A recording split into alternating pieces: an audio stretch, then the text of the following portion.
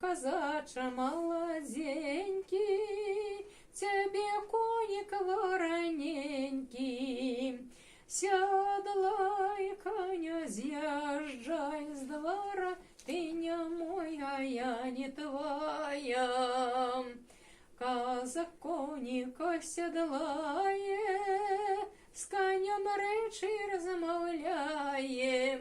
Рысью, мой коню, рысью вороны, аж до тихого Дунаю.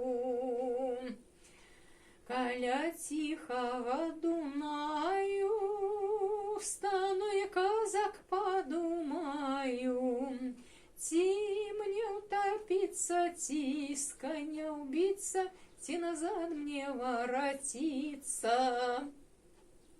Я на два голоси пелася, так? На 3. На 3 навіть? Да. А як от, а ви не можете кожную партию нам показать? Вот. Давайте первую. Не, мы не сможем, у нас по-другому петься, мы будем сбиваться. У нас... Казак коника седлає, с конем речи. Так я же пела другим голосом. А, другим, да. Да, я же не первым Мы пела. не чули, что не перший, да. Ну, я же другим пела. Другую партию. Я першая.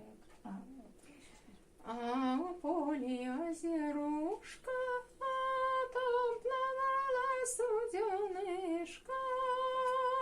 Соснула клюпка дубова денца, не цурайся моего сердца. Дякую. А третій голос, як ви кажете? Или третій? А тут надо идет так уже, строить? тут идет уже.